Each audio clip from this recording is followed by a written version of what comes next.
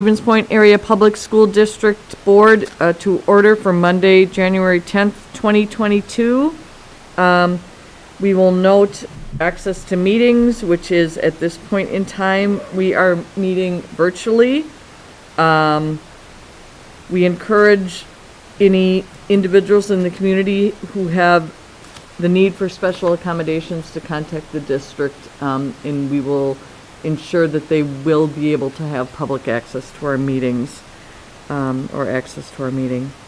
I will ask Carlin to call the roll. Mr. Mansky. Here. Ms. Va. Here. Mr. Pope. Here. Ms. Portson. Here. Mr. Wade. Here. Ms. Scott. Here. Mr. Ebel. Here. Ms. Reno. Here. Ms. Erler. Here. And we have a quorum. All right, we will stand for the Pledge of Allegiance. I pledge allegiance to the flag of the United States of America and to the republic for which it stands, one nation, under God, indivisible, with liberty and justice for all. So we are in public, item 4, which are public comments. We did not receive any email comments. Do we have anybody that we're aware of queued up for public comment? Brian is monitoring our form in the background. Brian, do we have anybody who is interested in public comment? We did not receive any registrations for that comment, and we do not have anyone waiting in the lobby, so I would say no. Okay, all right, thank you very much. We will move into item 5. Is our student present? Looks like Carolyn Oh, looks like Carolyn is wasn't not. able to make it this month. So Carolyn is not here. She clearly wasn't able to make it this month. Also, Sarah is also not able to make it this month. I just want to note, and Craig will clearly be commenting on it, but we had actually hoped and were planning to have this meeting and to have the public attend, and then as will be noted, the wheels kind of fell off the bus with respect to that first week back from Christmas. COVID in this community is just both pandemic and endemic. And that's something that, as we've noted, we are continuing to monitor each month, again, to ensure that we're keeping with our priorities of safety for students and staff and visitors within our buildings, as well as to do our best to ensure that our students are getting the best possible education and hopefully in-person education. So Craig will be talking more about that in his superintendent's report right now. Okay, first, I'd like to recognize that this week is Wisconsin Crossing Guard Recognition Week, so I'd like to thank all of the fine folks that go out every day and assist us getting our kids back and forth to school. And of course, when the weather's like this morning and tomorrow morning, that's quite a task. So thanks to those folks. Also, thank you to Cooper Oil. Their Fuel Our Schools program donated $14,039 to our elementary schools. And of course, that program is set up with the BP, which is Cooper Oil. There's a percentage of the revenues from the pumps that go throughout our school district that come back to our schools. So thank you to Cooper Oil. We have a school board election coming up. We have 9 people that took out papers for 4 seats. Because we have 9, we have to have a primary. Anything over 8 requires a primary. The primary will be February 15th, and that will then get reduced by 1 to 8 candidates. And those 8 candidates will go to the spring election April 5th. The candidates are incumbents, Jeff Ebel, Barb Portson, and Rob Mansky. And then we have Jennifer Bushman, Miguel Campos, Alex Summers, Carrie Prokop, Dennis Robbie, and Elisa Ritker that also took out papers. So good luck to everyone, and for those that are listening, please go out and vote at the primary election, February 15th. And Craig, can I note, typically we would have 3 seats up, but because we had an appointment last year, we have that 4th seat. So in the April election, the top 3 vote getters will be serving a 3-year term, and the 4th top vote getter will be serving a 1-year term. So that we will continue to be on that regular system of, 3 out of 9 each year.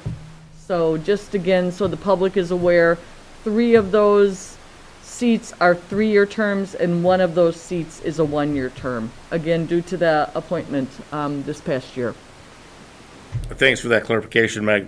Operation status update. We have currently 41 staff members that are COVID positive, and 150 students that are COVID positive. That 150 number is very high for us, and therein lies part of the reason we're back to virtual learning this year. Late last week, we obviously been monitoring this on a daily basis all year, and then later in the week, last week, our numbers in terms of the students that were gone sick increased significantly, as I stated with my communication, 25% at SPASH.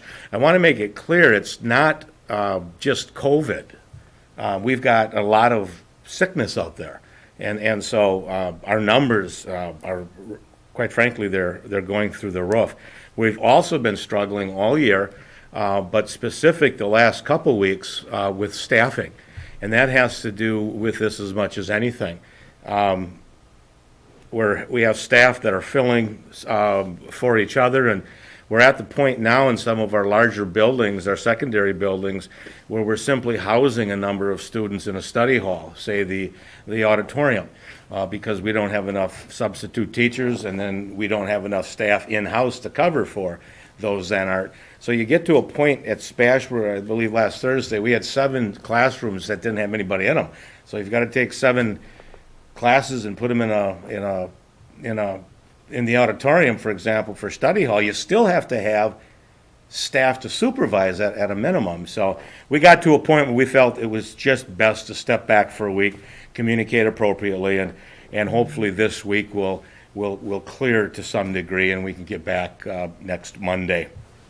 And of course, as Meg stated, we were intending on having this meeting go back to in-person as of last Wednesday. And our numbers went through the roof Wednesday afternoon into Thursday. And so obviously with going virtual as it relates to our instruction, it certainly made sense to continue, at least for this month, to continue to go virtual. And we will update you over the next couple of weeks in terms of what February looks like. Are there any questions for me? Greg, could you talked about the positive cases. Can you comment about the contact tracing we're doing and the impact? Yeah, I know. Beth is on there. Corey, if you heard that. We are doing our contact tracing in our buildings, and quite frankly, we're really struggling to keep up. Today was today, but Beth left today, and she spent the entire day contact tracing staff alone over those that came in positive over the weekend from Friday, and of course a number. The person that is heading this up in terms of our students has been out with some health-related issues, and so Corey's overseeing all of that, and quite frankly, that's all Corey does right now is contract chase for students. So, we're trying to do what we think is the right thing to do. The contract or the quarantines are, they're continuing to be decreased. We're still following Portage County's recommendation with the 10 days, 14, depending on circumstances. We do have clearance to go down to 5 days. We'll continue to monitor that in conjunction with the Portage County Health Department to determine if and when we'll do that. We're being conservative. Trust me, I'm hearing it. I'm hearing it very loud, and I understand people are upset. At the same time, this is about, at a bare minimum, being able to supervise our students appropriately, much less talking about good instruction. We got to guarantee we can supervise appropriately. So I know people are upset. We'll get through this. Hopefully we're in peak season right now, and of course I'm not the scientist. I don't know, but we'll continue to monitor and communicate appropriately. Any other questions for Craig? All right, we will then move into the consent agenda. And we are looking at the minutes of our prior school board meeting for 12/13/2021, the approval of the schedule of monthly bills, and employment recommendations. I'm looking for a motion to approve the consent agenda. So moved. Motion by Chris, and did I hear a second by Mike Wade? Yes. All right, any discussion, questions at all on the motion? Hearing none, I will have Carlin call the roll due to the monthly bills. Mr. Wade, Yes. Ms. Scott, Yes. Mr. Ebel, Yes. Mr. Pope, Yes. Ms. Portson, Ms. Portson, Yes. Ms. Rano, Yes. Ms. Va, Yes. Mr. Mansky, Yes. Ms. Erler, Yes, and motion carries. thank you. We will move into item 7. Item 7A are bid awards for Bannock Elementary. And I believe I'm turning that over to Tom. Yep. Yes, good evening. I would direct your attention to the memo I put together on the bid awards for Bannock Elementary School. The document shows the summary of the low bidders. If you later on want to look at all the bidders, I did attach that as well. But the low bidders are represented here on this summary sheet. And the total comes to $2,222,518. When we take that amount, along with all of the allowances in the budget and the other minor items, the total comes up to $39,928. So we came in under budget by $240. So we'll take that. Now, there is another situation that you are aware of. We talked about it earlier in the school year. We're having some significant issues with the roof at Bannock. It needs work. It's reached its end of life. We're having leaking issues, and we feel it's incumbent, it's very important that we get this taken care of this summer. The roof is not part of the original list of projects from the 2018 referendum. But I did have Nexus do some securing of bids for us, and Mauer came in low at $798,490. We've been trying to keep our referendum balance at about 2 to 2.4 million to try to reduce or avoid dipping into our general fund balance. By including this roof bid as well and doing that at the same time this summer, our referendum balance is about 1.9 million, so we're pretty close. Now, looking at some of the documents this afternoon, I did come across one where we expect to get 300,000 more, which would put us back up to about 2.2 million. But these things can fluctuate a little bit, so I mean, I need to state that. So this is an estimate. We do have 3 remaining projects: the support services building, the transportation parking lot, bus parking lot, and a small amount for Bliss. The total of all those projects is 1.2 million, the budget, et cetera. So we have some room to work with yet. If those come in at or below budget, then we should be sitting quite well. But with the severity of the roof, I'd really encourage the board to approve that bid and let us get that taken care of at the same time. So that's our recommendation. Are there any questions? Tom, this is Chris. Is that a repair on the roof or is that a new roof? It is not a new roof. It's reached end of life. There have been some repairs over the years, but it's at the point now where it's pretty much redlined, and our roofing consultant has definitely said it needs to be taken care of. And I talked with Chris about this, our buildings and grounds, and he affirms that we need to get this taken care of. Tom, I think the question, if I heard that correctly, Chris, was, are we going to repair Bannock's roof or are we going to replace Bannock's roof? I beg your pardon. It's a replacement. Okay, that's what I wanted to. Chris, That's what I Sorry, wondered. Chris, I Right. misunderstood. the original, Sorry. the original proposal, when we, as part of the FIMS, if I recall, did include some repair work to Bannock. And when they started designing the work to be done and really dove into it,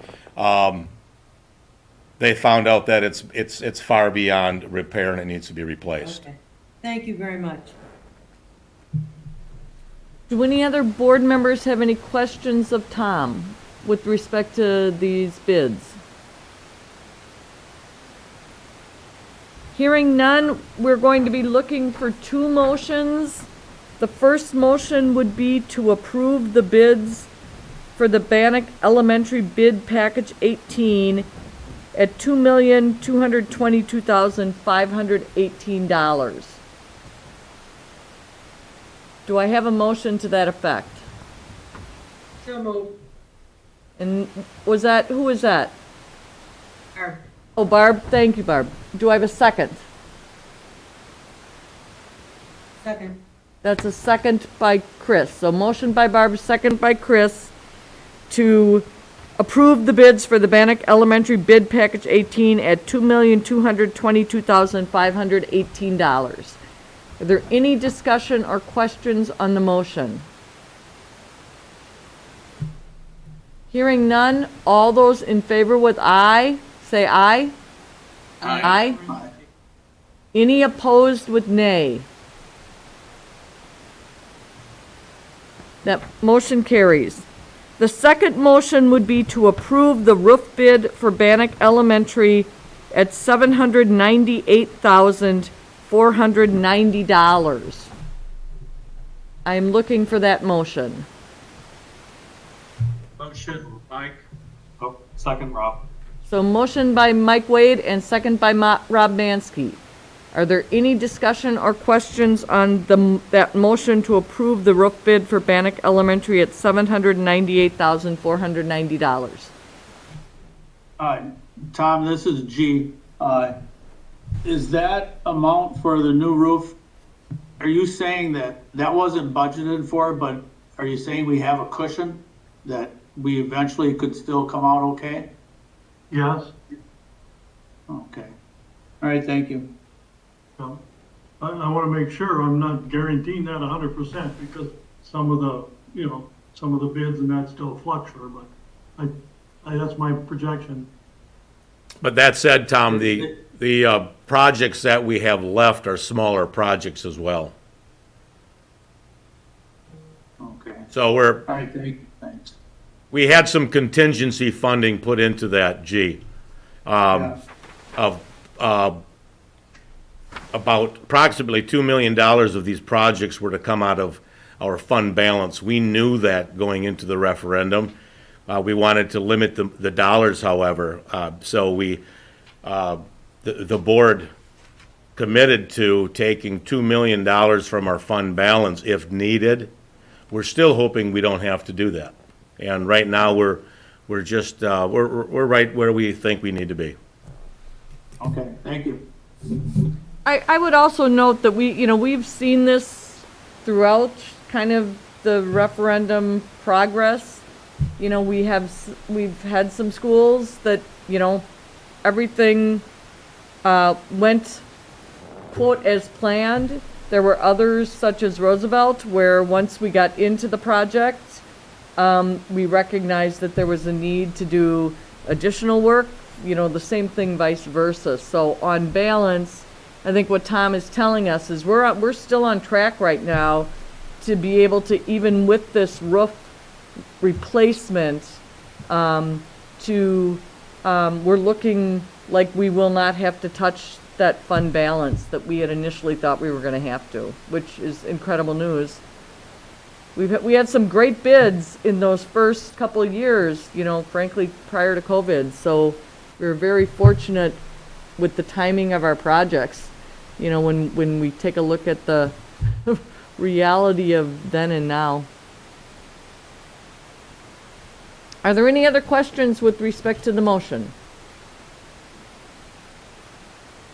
Hearing none, all those in favor with aye?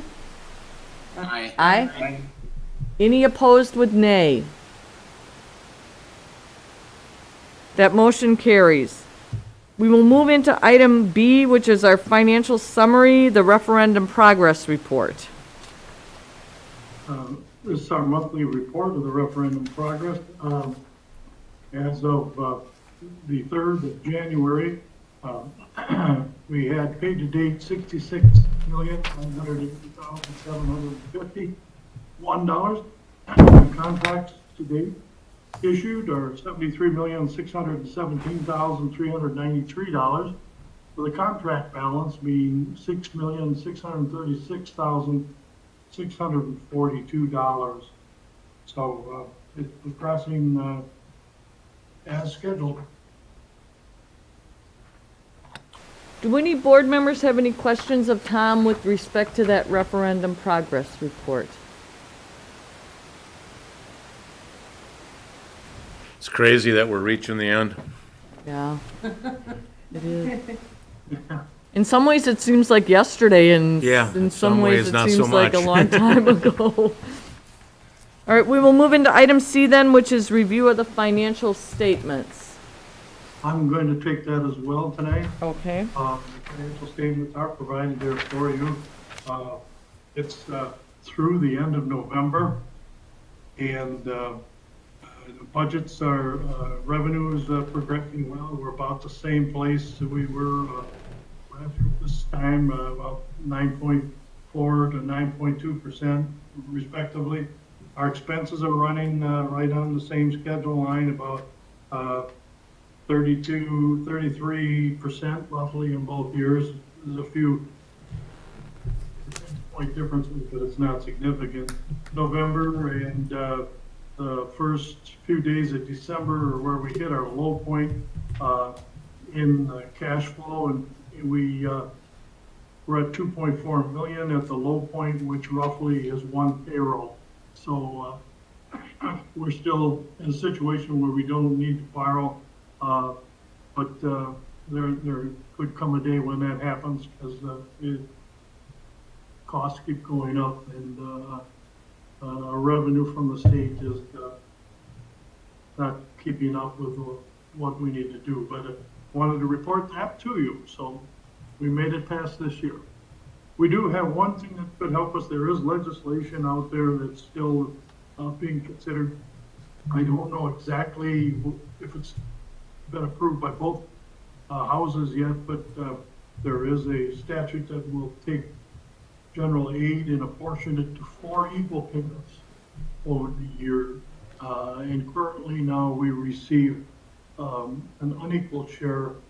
Our first two payments actually only come up to 40% in the first half, and another 10% is tacked on it much after everything has happened. But under this legislation, it would be 25% each, so we would pick up an additional 10% of state aid in the first half of the year, and that would help us with cash flow. So, but we'll see if that passes and is signed by the governor or not.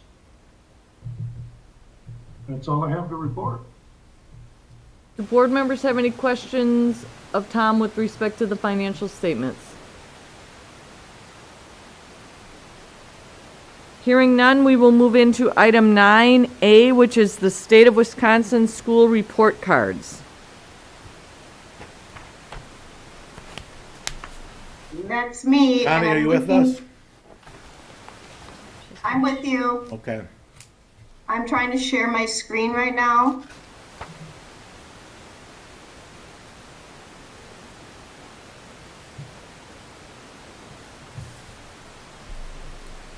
Brian, can you help me out? Because I'm not seeing it on my presentation.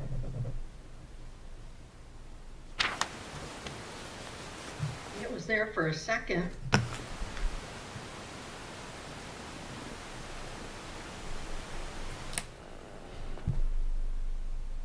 Probably frozen. Brian, are you with us? I'm getting it up. Okay, thank you.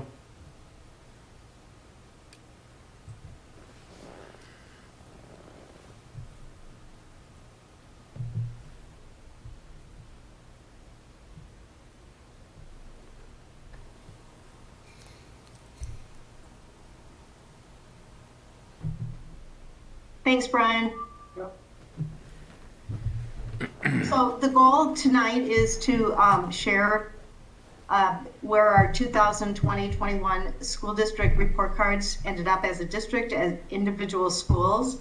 Brian, if you can help me, if I'm able to, am I able to scroll? No, I'm sharing right now. Okay, thanks a lot. Thank you. So school district report cards fall under our district pillar of fostering student engagement, growth, and learning. We obviously every year are trying to improve student engagement and achievement. Every year we get school district report cards, and they are designed not only to inform schools and provide accountability to our public, but probably most importantly is that we can use this, the results of the school report cards to determine areas of growth in individual schools, as well as celebrate areas where we have done very, very well. The DPI put on each individual school report card to use some caution this year when interpreting scores and ratings because of the pandemic. Specifically, you'll look at this year and participation rates vary within schools. Stevens Point did extremely well in terms of the number of students we tested. Other school districts did not. So they just said to urge caution when interpreting those results. There's 4 specific areas that are really important for the school report cards. First of all is the overall achievement. So schools will get an overall composite rating in terms of the achievement that our students performed at versus other students in the state. Growth is weighted very, very highly on school report cards, and that is looking at individual students and what they were projected to grow versus how they actually did from year to year. The target group outcomes is they look at the bottom 25th percentile of students, and they want to take a look at how those students are achieving compared to other students in the state at that same percentile. And then the on-track and post-secondary readiness, that is looking at certain indicators, specifically 3rd grade reading and 8th grade math and attendance, that are predictors of student success post-high school. It's really important when folks look at the school report cards is they look at numbers, and typically people look at that number and think that that's a percentile. That's not the case. When you look at a score. It's not the percentile, for example, percentile of students that demonstrated growth. Rather, it's a composite score, and they are weighted. So as an example, they take a look and weight schools who might have high proportions of students that are economically disadvantaged, and they make that comparable to other students using very calculated algorithms so that you can compare schools equally, because all school districts are different in terms of their student population. So they use very statistical controls to make sure that that schools that have different demographics can be looked at comparably. These are the categories. Students can significantly, or schools can significantly exceed expectations, exceed, meets, meet few, or fails to meet. Those are the scores that are rated. The alternate accountability, we have two schools that fall in this category, and that is the Juvenile Detention Center as well as Charles Fernandez. Those schools who do not have a sufficient number of students to make it statistically reliable, they complete an alternate accountability form, and they have to demonstrate evidence for growth in certain areas. Again, those are schools with further than 20 full year academic students tested in grades 3 through 11. So for the JDC, we just simply don't have that many students. And for the CFC, they would be tested in, that's predominantly seniors and some juniors. They just don't have enough students to be able to rate into the normal school report card. So they are under an alternate accountability form. They have to demonstrate student achievement in reading and in math and preparing students to be on success for graduation. They are either have made satisfactory progress or they needs improvement. Several areas that we want to highlight for our school report cards this year is that as a district, we continue to be above the state average in our overall achievement. And that is in the areas of reading, math, looking at all of our students tested, we are above the state average in overall achievement. 8 of our 9 elementary schools exceed expectations, and 1 that meets, and only 0.3 away from exceeding expectations. So elementary schools have done extremely well on the report card for 2021. 2 of our 4 secondary schools exceed expectations, and 2 that meet few expectations, with 1 then less than 1 point away that meets expectations. And I'll talk to you a little bit further about what we're doing and what we're looking at in terms of having some concerns about the results of a couple of those schools.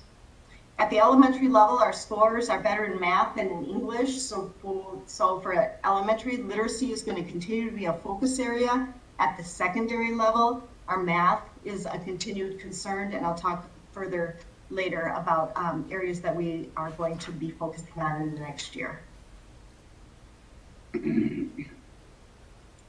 Our school report card data is used with our principals. They give so much information, just not overall on how we performed, but they provide so much information just in terms of our subgroups and how our subgroups have performed based with the general population. So that gives really good information to schools on what students might need to have further supports to get up to the standards. The pandemic did impact how our testing conditions and how that related to last spring, which I'll talk about in a minute. Every school would be looking at that target group. Those are your lowest 25 percentile. And you really want to look at what supports are you providing those students so that they can get further to the baseline. School report cards are just one piece of evidence, but a very useful piece of evidence for each school and as a district on areas that we can improve and areas that we're doing pretty well. And we really have some areas, specifically at our secondary schools, and some areas that highlight steps that need to be taken to improve our scores on our school report cards.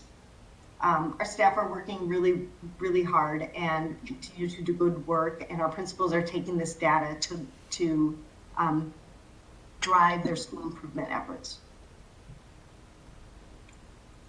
So for the next few slides, they're going to go through each of the report cards. As a district, we met expectations.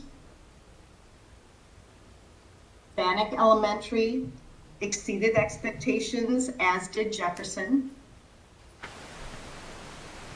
Kennedy exceeded expectations, and Madison met expectations, very close to exceeding. McGill Elementary exceeded expectations, as did McKinley. Clover Whiting exceeded expectations, as did Roosevelt. Washington exceeded expectations. Ben Franklin exceeded expectations. P.J. Jacobs exceeded expectations.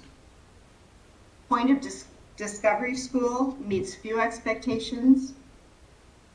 Spash meets few expectations.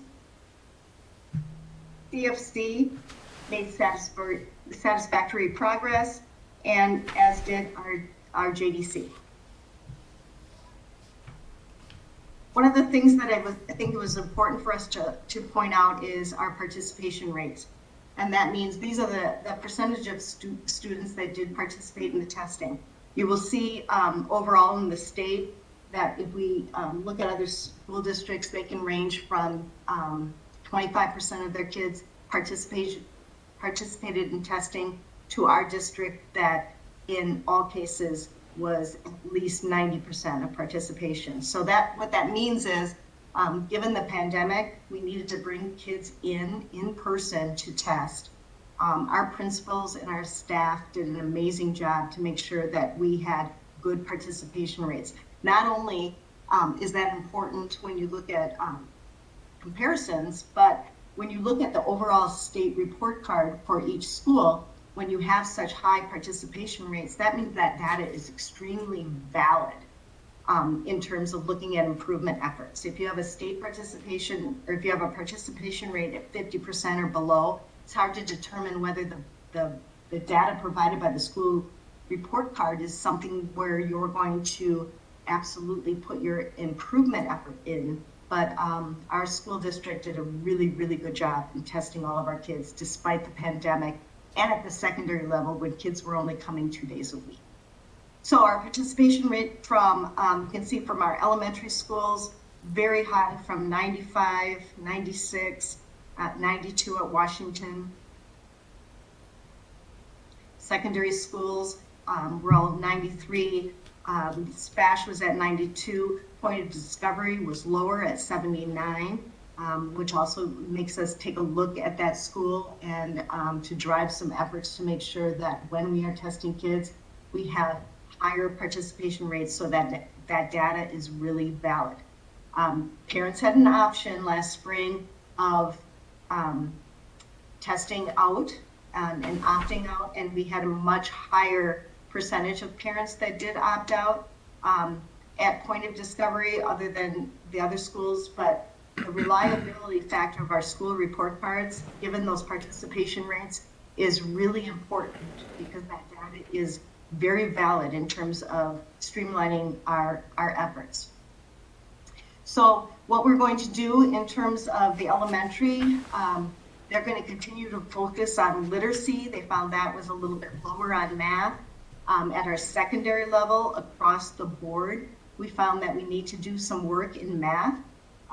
Not only from looking at kids growing in that growth chart, but in looking at our instructional materials, our course programming, and right now we are in the process of adopting new math materials, adopting some new programming changes so that kids are getting access to the core curriculum at high levels.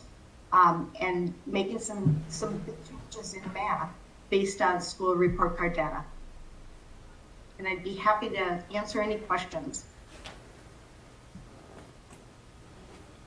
Connie, just generally speaking, not number-wise or anything, but generally speaking, how does the school report card, excuse me, how does it compare to last year's scores? We went down last year, not in our elementaries, but our secondary. It's really important, and one of the things that we have to emphasize for our staff and our students is the importance of the test. Yeah. As you know, testing conditions are everything. When you have a schools of 600 and 800 at PJ and Ben, and then 1400 at Spash, we really have to emphasize to students that while they may not see an immediate personal importance of this test, it does reflect on the school, and we have to make sure that we are monitoring and proctoring really, really closely. That's going to be an added emphasis this year. I'm not going to make excuses, but last year was difficult for testing conditions, and I just think this year we have to emphasize and share with parents that this is an important test. While it might not be immediate to a student's own personal portfolio, if you will, it's really important on where our school stands in terms of these school report cards. Did that make sense, Chris? Yes, it did. Thanks. And again, you know, I understand with what's going on, both with students and staff. It's unprecedented. And I was just, it seemed a little lower at the secondaries, and just wondering. And I know, you know, you look at all those scores, and you know, immediately you have, you know, plans ahead. But I just wanted to just check if that was accurate. Thank you, Connie. One of the most important things we have to look at as a secondary is when you look at our secondary overall achievement, we're achieving above the state, but in growth we're not. And that's where that's where these school report cards are really, really useful. So what that means is, overall, when you take all of our kids, we're achieving above the state in overall achievement. But some of our kids are not making the growth that we would predict or should be able to predict. And we have to look at that and say why. Right. Is it because of course placement? Is it because of because we have to provide better testing conditions and monitor kids and make sure they take this test really, really importantly? It's all those kinds of conditions. So I'm really happy at the secondary level we're achieving above the state. I'm not as excited that we're not achieving the growth that we should achieve. And that's what we're beginning to look at. And that's what's useful on these state report cards. Right.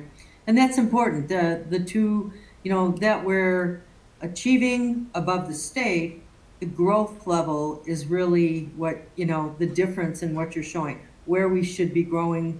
And so there is a big difference there. And, you know, it's not like they're failing, you know, behind the state and that. So thank you very much for the explanation. I appreciate it.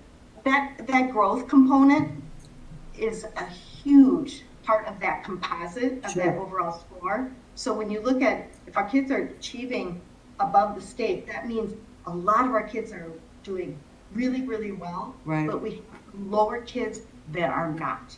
And we have to focus our efforts on that and say why. Why is that? And what can we do to make sure that not only the testing conditions, but supports are in place, and we're taking a look at individual kids and where do they need added supports. Great. Thank you so much, Connie. You bet. I believe Anne had a question. Yeah. So kind of a couple questions here for you. I'm looking at the on track to graduation, additional information, student group chronic absenteeism. Can you tell me, are there duplicate numbers in the different categories when I'm looking specifically at the economically disadvantaged English learners and students with disabilities? Are students counted in dual subgroups, are you asking? Yep. Yes, they are. Okay. And then I know that our mission is prepare each student to be successful, but when I'm looking at these numbers, with the Black and African American, they are one of the lowest student counts in our district. Yet they have one of the highest rates of chronic absenteeism. have we had discussions with these students, or have we had discussions with them in regards to what is missing, what is needed for them to continue to come to classes, participate, or like what's going on with these numbers? I know that with Gigi and Sam being on board, it's relatively new this year, but what's going on there with those numbers? Absolutely, and that's the other added really valuable piece, is that these school report cards divide into all subgroups, and they actually, as a part of the, if you dive into each individual school report card, they will look at each subgroup of population to see whether that subgroup of population performed better than the previous year or lower. And those are things exactly that we have to take a look at in our subgroup populations. And then I know that in our community here, I'm looking at the Asian community, the Asian group here. Is there any way to break that down so that we can desegregate that data, so that we can determine, which group from that Asian group is having more difficulties with, any of this? Because when they're all lumped together, it's difficult, right? And so is there any way, even if it's not on the report card itself, but is there any way the school district can break those numbers down so that when we're looking at, what type of support is needed for each individual group, along with the intersectionalities, like maybe there's one in this group and then there's one who's in the economically disadvantaged, like where's the overlap, missing support that the student has? Yeah, DPI actually, on their web in WiseDash, they will give at-risk populations or any of those subgroups, and you can print out those students and find out what students and how they scored and take a look at individual students. And Thank you. Do any other board members have any questions for Connie with respect to the report? Connie, this is G. I had a question. Two of our secondary schools did pretty well and two didn't. And I'm wondering, is there any feeling as to what the difference was with testing conditions or what at each of those schools? Why did some do so well and some not so well? They had the same attendance plan all year that we did for COVID, G, you hit it on the head. I mean, that's a question we're looking at when we have our junior high group and their growth meets or exceeds the state. And then as they move forward, we went down that SPASH. That's exactly what we're looking at. And, again, was it the conditions? Was it kids and parents not understanding the absolute importance of what this test means for a school report card and how much that drives our improvement efforts and our dollars, right? So I think we need to do a better job at really communicating that these are state tests, but they mean something really important to not only individual students, because kids get their individual scores, and those scores help us place them in classes for the next year. That's one piece of data. It's one. And it was one piece of data at one testing time. But I think we can do a better job of just saying how important improving our conditions and making sure kids and parents understand the importance of state testing. You've seen these numbers over the past decade or so. Mm-hmm. Is there a trend? I mean, that our junior high do really well and then something happens at the high school, or is it just an anomaly? I have not. No, our high school has done really, really well in the past. G. This was a very big surprise to me. Well, are we at the point, or is it just too soon to tell? Because with COVID, we anticipated lower numbers, but the first thing would be to identify possible reasons why, of course. And you've identified some of the areas that they're going to be taking a look at. I'm sure I'm sure the people at the high school and pods are working on it, and do they need to design or come up with some plan that they bring to the board to do this, or are we not at that point yet? There's so much, the COVID, the numbers are so bad. I hate to saddle another thing onto it. If you're saying wait a year and see what happens, I would be happy with that. No, you know what, G, we're not waiting a year. Right now, we've taken a look at where our kids are actually taking courses in math. And if you recall, we have some extended courses that we have offered at the high school level. And those extended courses had absolute great intent for kids to take a little bit more time to complete algebra or a little bit more time to complete geometry.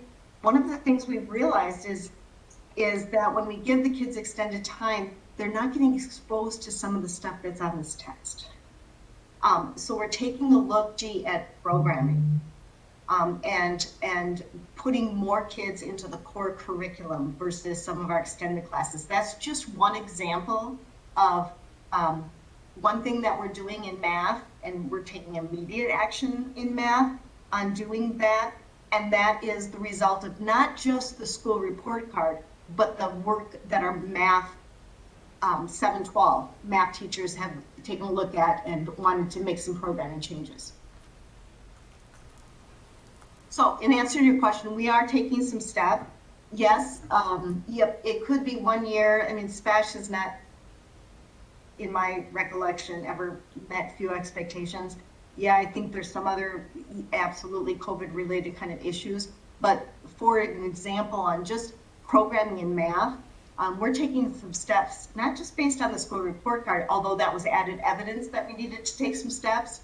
We already knew we needed to do some things differently with programming and having more kids get into the core curriculum. Thank you. You bet. Hey, Connie, I have another question for you. You talked about being able to communicate to students and parents alike about the importance of the state tests. And I think I talk a lot about this, but I think communication is great in emails and letters and whatnot, but when we just have a bit of verbiage on the bottom saying if you need this to be interpreted or translated, please give us a call. And we've got so many students in our school districts and we only have so many bilingual staff on duty. What can the district do to improve this communication style? Like I said, some folks taking home parents, for instance, like my mom doesn't read or write at home. And so growing up, I had to interpret all that, I had to translate all of that. And so we're really just not understanding that and counting on our students to do that. Could this be a possibility of why our tests are low? Like how do we as parents help our students prepare if we don't even realize that they have the state testing coming up, even like assignments and missing school and things like that. What can we do better? Now that we know this, we need to do better. But how do you think that the districts can do to improve this communication? Well, and I think we have to take a look at and make sure that we do in every possible way communicate to our kids and our parents on the why. Mm-hmm. Why they're taking this test. It's just not something that we're doing just to complete a state mandate, but it's important to that individual student because, as I mentioned previously, we do look at how kids perform on the state assessment as, again, one piece of evidence in addition to their class, how the grades that they get in their class. But when we place students in classes, this is yet another piece of evidence. It's not solely on a state assessment, it's not solely on grades, but when you combine all that student data together, it really is important to that student, not only in course placement, but when you get the ACT Aspire, you get a report back that provides for the student and the family. The ACT Aspire is a pre-ACT. It literally gives you a report on what your predicted score for the ACT is. And not only that, it gives you where are the areas you did really well in reading, like you met the threshold, you'll probably do well in the ACT in reading, but in science, here's some areas that you didn't. It's just, there's a lot of information that I think we can really do some work on sharing with parents and kids, the why. Not only because it reflects their state report card, but the why for them individually on how the work that they can do to prepare for that ACT, because that's what the ACT Aspire in 9th and 10th grade gives kids. It's actually a test. You get a you get a practice in 9th, you get a practice in 10th, and then in 11th grade, everyone gets a free ACT test. So, Anne, I'm thinking that maybe those things I'm just saying right now, that we can really communicate really strongly with parents on how important it is that kids are getting all this time to practice for ACT. I guess, you know, I'm wondering how can we do a better job of communicating this to non-English speaking families?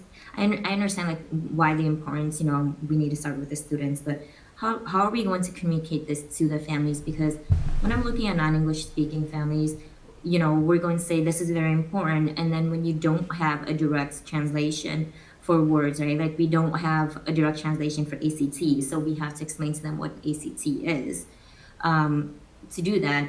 But then when I think about ACT, I think about higher education, and not all students want to do a higher education piece.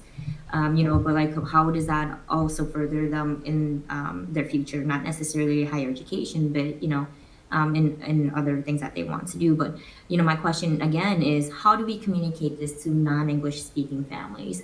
Like the importance of completing these tests, and how do you prepare for them, and how are teachers preparing their students for these exams? And that's where I'm going to need to reach out to, we have our ESL instructional leaders, and just ask them, how can we better communicate, and what are the vehicles? Just, I'm going to need to ask, and Corey and I are going to need to ask our experts, what are the best ways to communicate this information? Connie, would that be something that Sam and Fiji might also be involved in? Mm-hmm. Getting a cadre of interpreters or something like that to accomplish that. Yeah. So Connie, you mentioned ESL teachers and asking the experts. I would just caution on using our bilingual staff to do this if it's not. Looking at job descriptions, a lot of job descriptions say, and anything else that is deemed necessary. Again, I would just caution on using our bilingual staff to do things that are outside of their usual.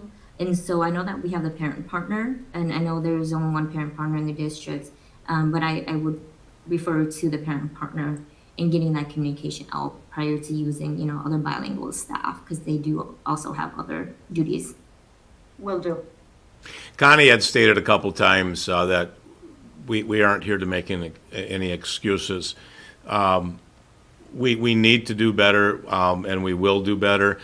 As Connie stated, there are likely a lot of reasons why our scores at the secondary, specifically SPASH, are lower. And trust me, when these numbers came out, we were all very concerned.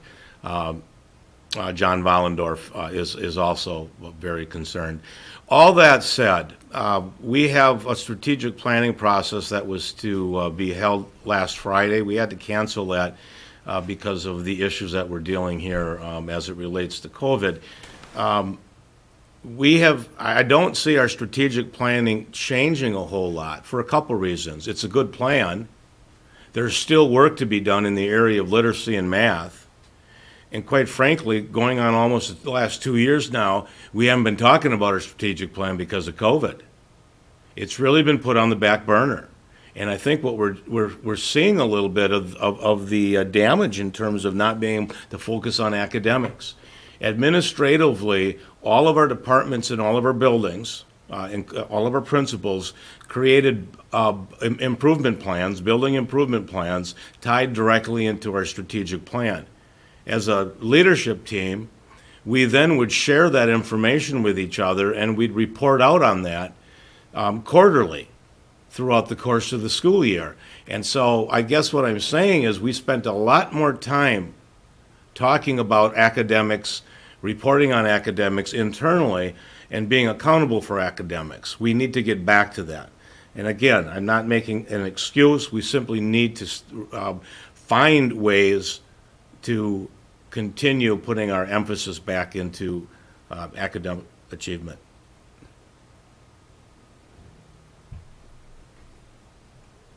We knew this would be a tough conversation when we saw those numbers specifically at SPASH, and I don't want to throw anybody under the bus as it relates to SPASH.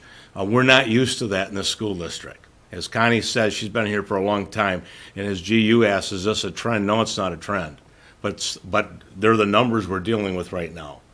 And we need to put the energy into doing better, quite frankly.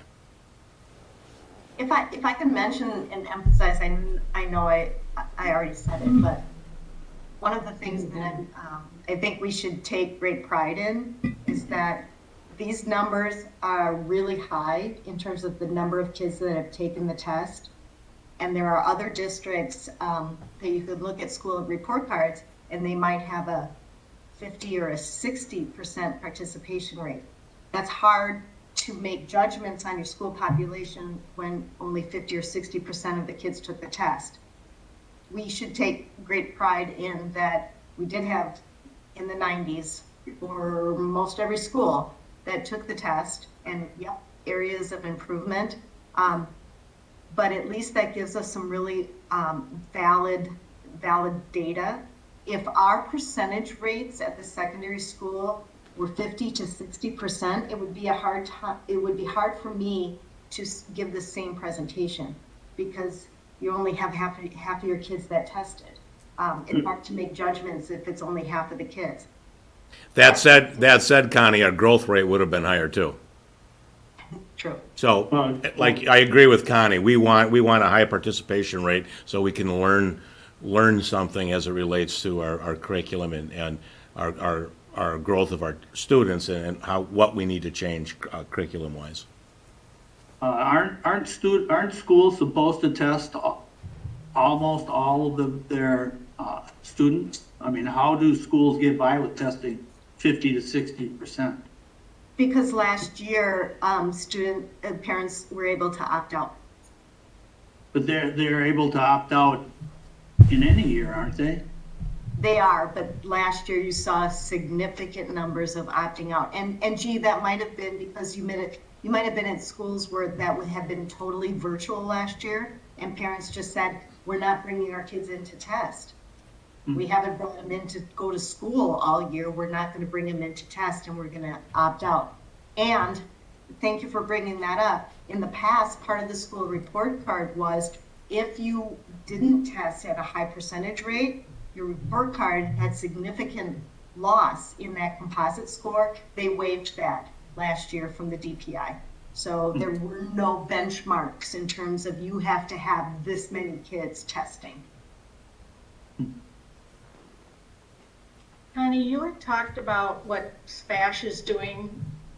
What is POD's plan going forward to improve their situation?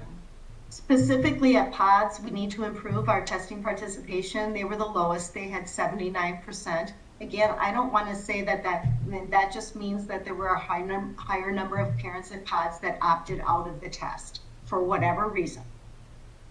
So we want to really encourage, as we talked about before, the importance of the test because it does generate a school report card. For this coming spring, the importance of having all of our kids participate in the test. And then the other thing, Barb, is math. As I mentioned, with all three secondary schools, PODS is right included with our Ben, PJ, and SPASH in terms of improving some math programming and math instructional materials. Okay, thanks. Do any other board members have any questions for Connie? I guess I just have, for me, a couple observations. Number one, you know, when we get something like this, you know, I think in some ways it's human nature to focus on where we're not doing as well as we'd like to be doing versus where we're doing better than, frankly, that I thought we were going to be doing. So I think we really need to celebrate, you know, what happened with our elementaries last year. Exceeds expectations. I think, we've talked all year about the incredible pressure COVID has placed on our students, on their parents, and on our staff. Whether it's e-learning or the hybrid system that we had with junior high and high school, and to be able to see, number one, the level of participation as well as those percentages.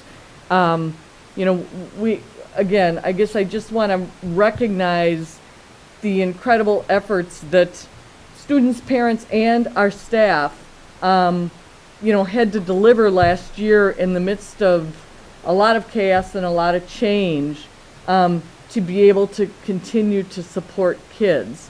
That being said, I think we all recognize that, there were also unique pressures at our high school level for kids. I mean, with respect to co-curriculars being canceled, with respect to that hybrid system, with respect to, frankly, a lot of mental health, emotional pressures on kids.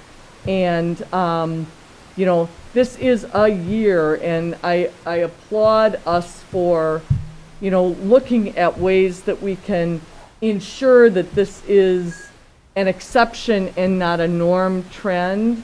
But I want us to recognize the extreme pressure that our students and families were under last year. And, again, I guess I just want to emphasize and congratulate our staff across the board for having this level of participation, as well as overall as a district, really good numbers, and for a lot of our schools, really good numbers.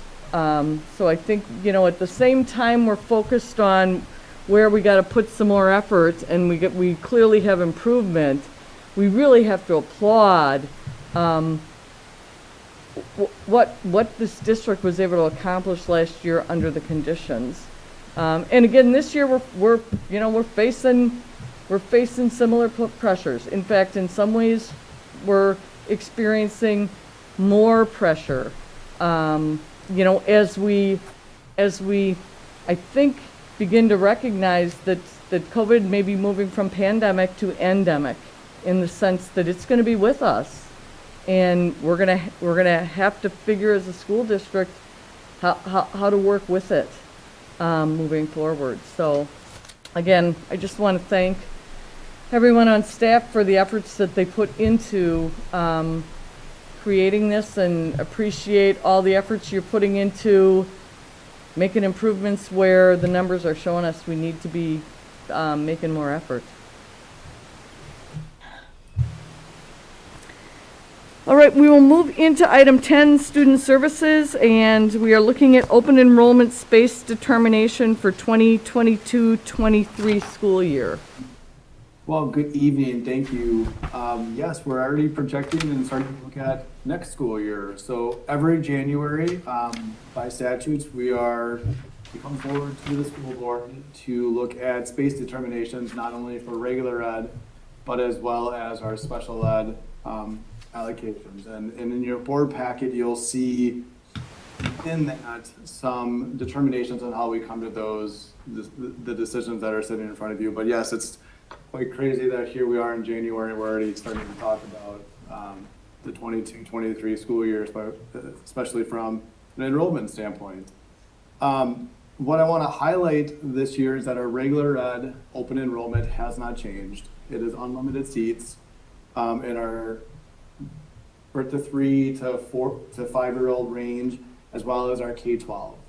What we have, though, done this year as a change from last year is that we have actually closed special education open enrollment in our birth to 3 to 5-year-old range. We quite honestly are struggling to staff for special education. The needs of our students that have been identified with special needs are just becoming higher.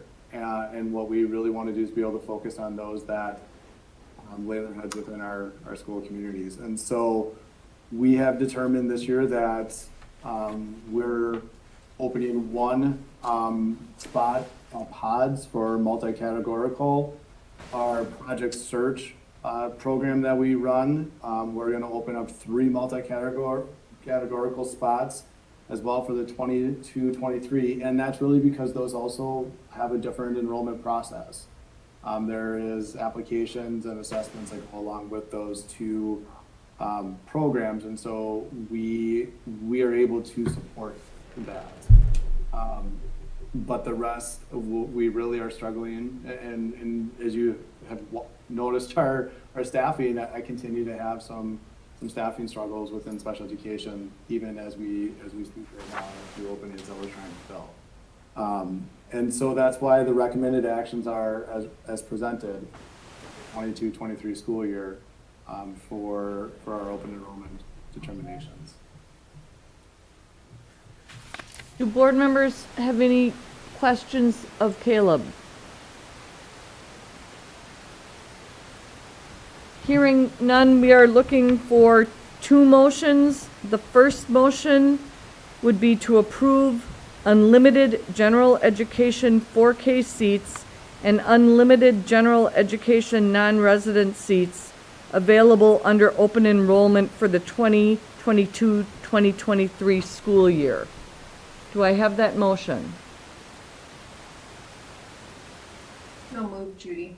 That's a motion by Judy. Do I have a second? Second. That's a second by Chris. Any discussion or questions on the motion?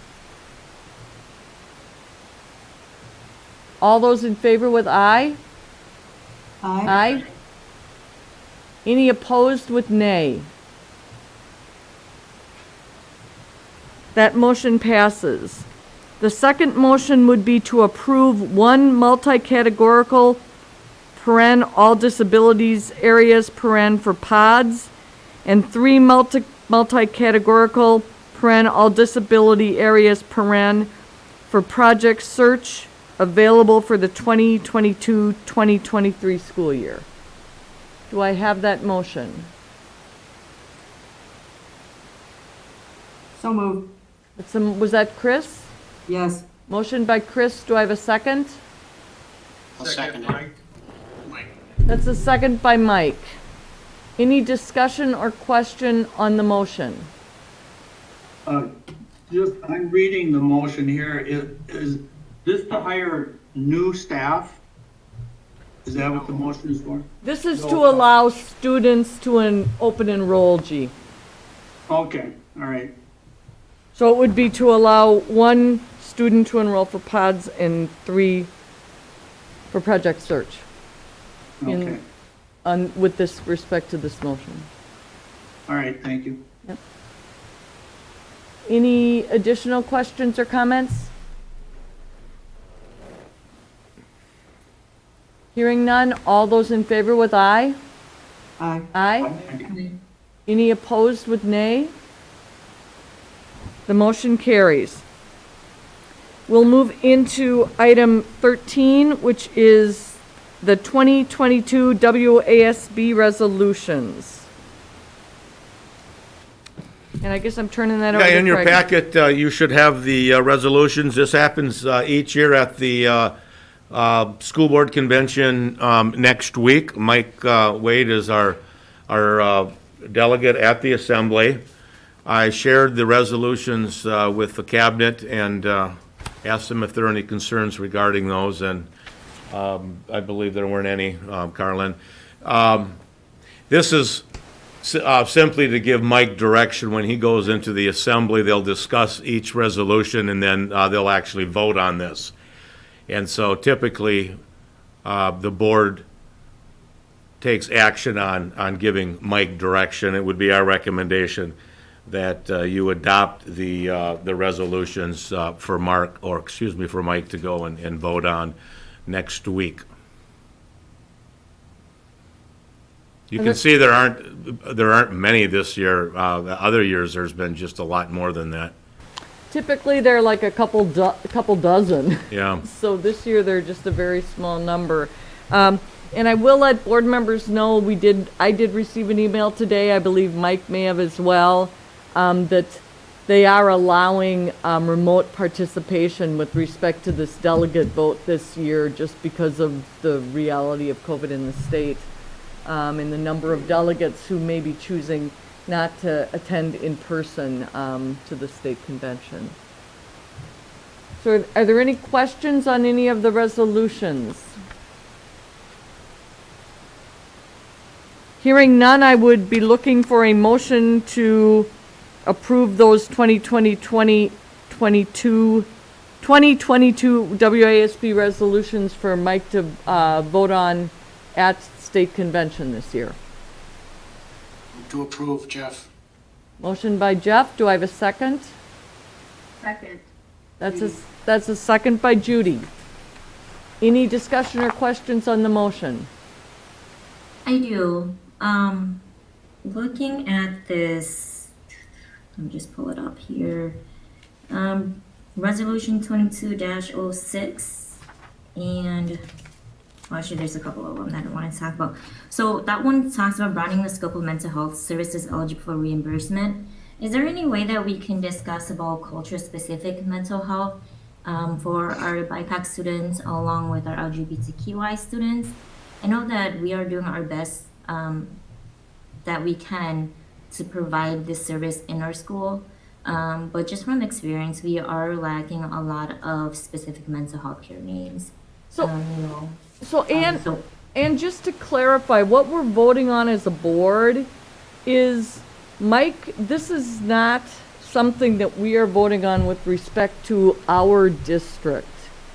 What these resolutions do is they literally provide the guide map for the Wisconsin Association of School Board staff in working with our legislature. Right, So- but I'm saying, is there going to be any discussion to be had in saying that what the importance of having culture-specific mental health care needs in the district? Or is it just simply going to say, here's our resolution, we're going to vote on it, and there's no discussion? So this resolution basically provides a guide map for the WASB staff and board in terms of really talking with the legislature to create legislation.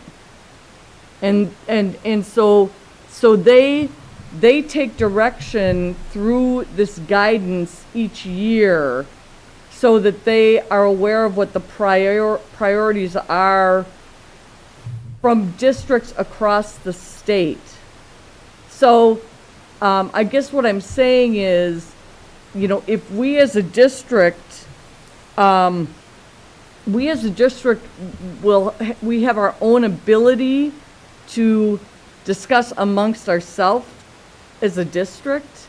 This is really just a broad directive to the WASB as to what they should be focusing their efforts on with the legislature.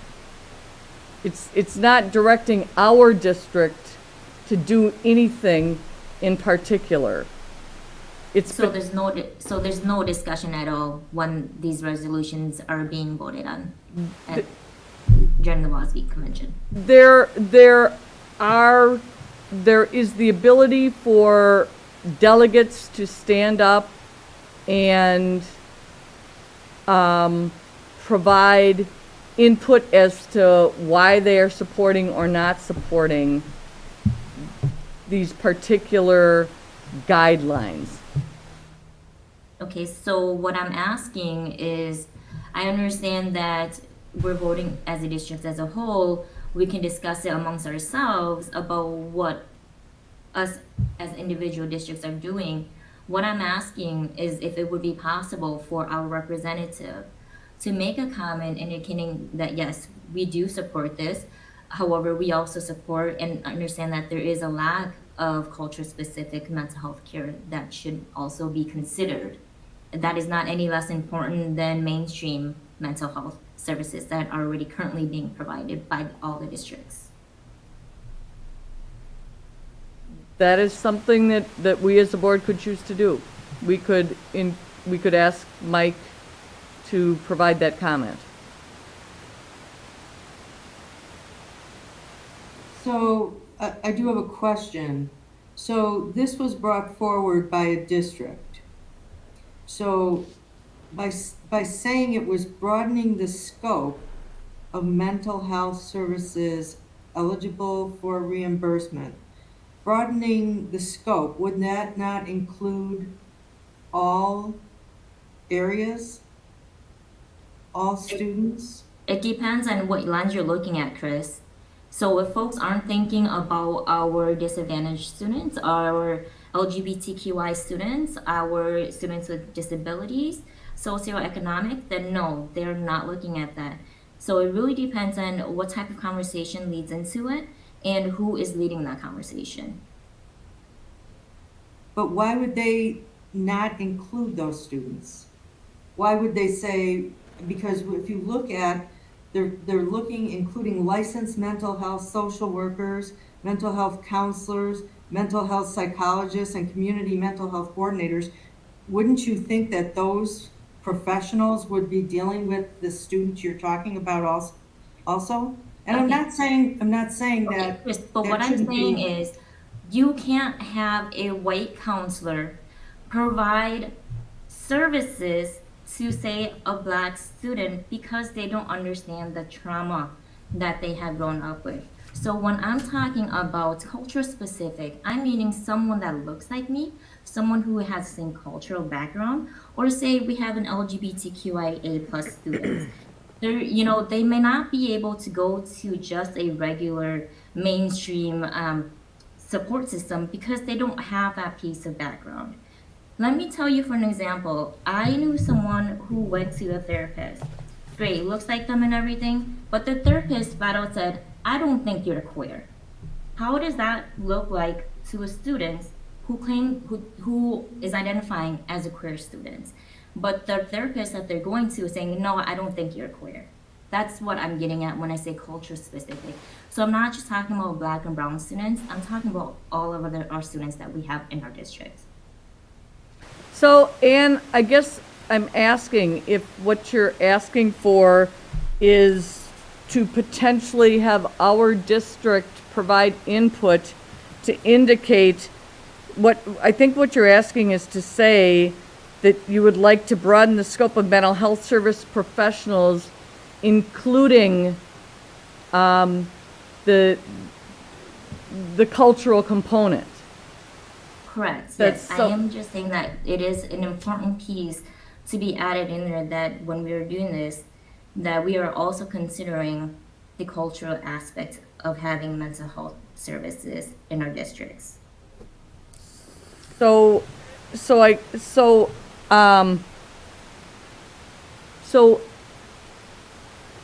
It's just a comment. right.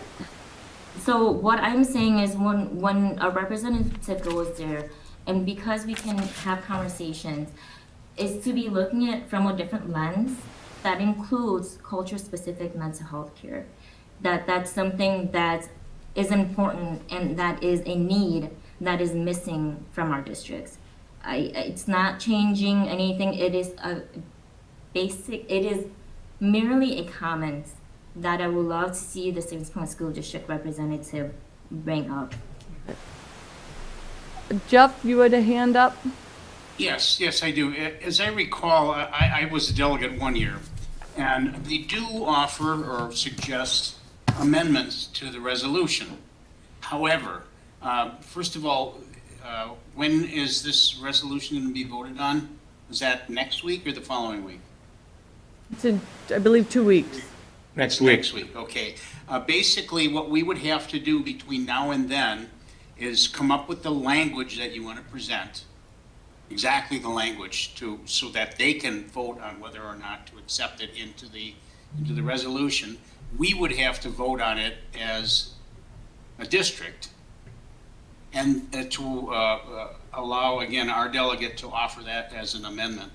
And quite frankly, I don't think there's enough time to do that. Okay, it's not an amendment. All I'm asking is a comment be made. You can Any make a discussion. comment, sure. Anybody can make a comment. But again, what comment would he make? What is the specific language? Because we would have to vote on that as a district to be able to. So we have to vote on any comments that are being made by the representative, If he's representing the district, yes. even though we're not making any amendments. So. Well, so again, I if don't we know what he- vote- If we don't vote on can say anything and anything. pass it, then that means Mike is not able to make any comments whatsoever. He can say I support it. He can say why, but again, what are you asking, I guess? Do you want that language included in it, or is it just a matter of, It is merely a comment to say that. I know that, but it's your, it's Okay. your comment. Okay, so it's my comment. I will take it back. For the record, it is my comment. I think that in the future, actually, I know they always ask for people to get involved in crafting these resolutions. And that happens actually, I think, in the summer or in the fall? So it happens but that's when that discussion should take place. And you've got a valid point. And again, from your perspective, I think, you're in a position to be able to offer those kinds of suggestions. But at this time, I don't know what good it would do, and I'm not really sure the procedure that we should use to move that forward. Because, yeah, that's enough. I will add this, that we receive these over break. Typically, we get these in December, and we bring them out at the December board meeting. We didn't receive them till December 21st. The first time we looked Still at. works on them. And see, typically, we get them out in December, so if we have this conversation, we've got a month to determine if the board would like to do something or have a statement. We've done that in the past.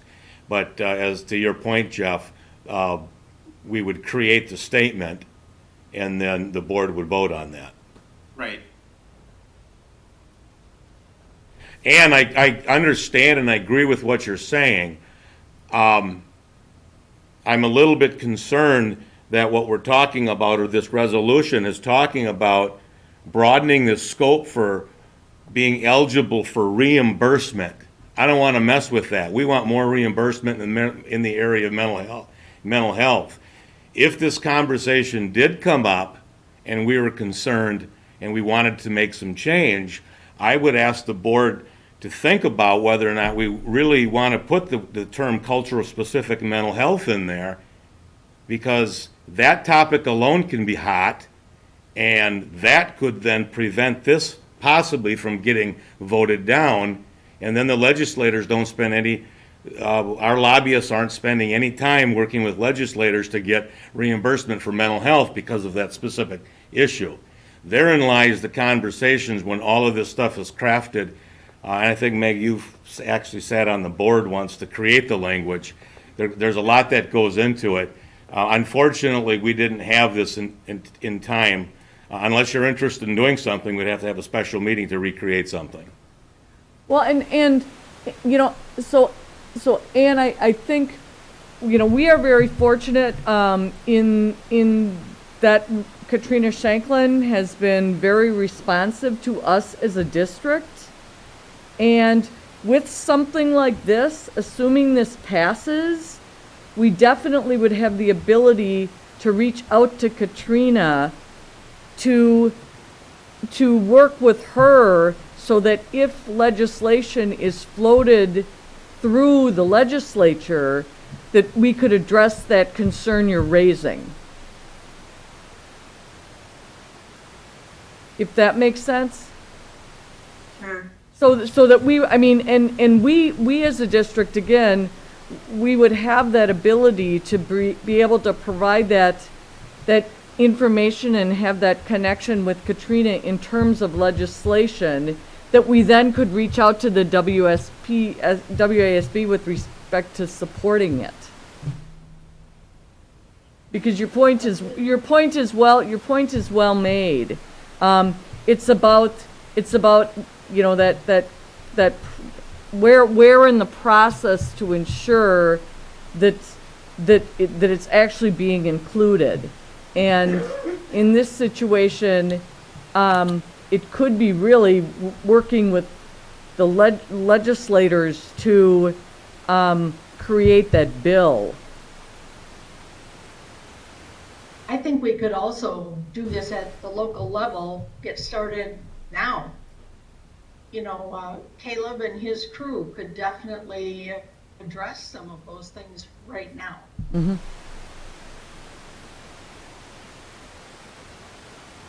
Barb, yes, and, That's not what we're voting on. and we do, Barb. You know, that is an issue. I understand that's an issue. Unfortunately, recruiting professionals with expertise in mental health from a very general standpoint is something that we spend energy on, and it's a challenge. We have open positions.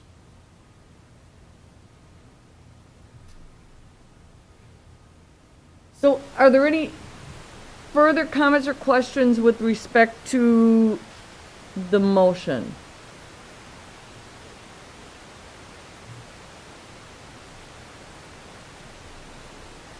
Hearing none? All those in favor with aye? Aye. Any opposed with nay? Motion is approved. We will move then into our next meetings, and we will be meeting in February for our regular board meeting. We're going to continue to monitor what's happening with respect to COVID caseloads, et cetera. And as Craig noted, we had to cancel the strategic planning meeting that we had scheduled for last Friday, again, due to what is currently happening. We had a number of members who were planning on being part of that contact us to indicate that they were not going to be able to be present. And so the decision was made to postpone that to a time when the focus when all those who were going to be present would be present, and the focus could be on that strategic planning process. So we'll let board members know that's probably going to be sometime towards the end of February. February 28th. February 28th right now is the date that we're looking at for that. Matt, could you send out an email or have Carlin send out an email when those meetings are going to happen? Yes. Yeah, we're waiting to get confirmation from Midstate that their conference room will be open. Okay, thank you. Yep. All right, we are looking for a motion to adjourn. To adjourn, Jeff. Do I have a second? Second, Rob. So motion by Jeff, second by Rob to adjourn. All those in favor with the motion with aye? Aye. Aye. Opposed? Everybody stay safe, and we will see you next month, if not Thank you. before. Thank you. Aye, everybody.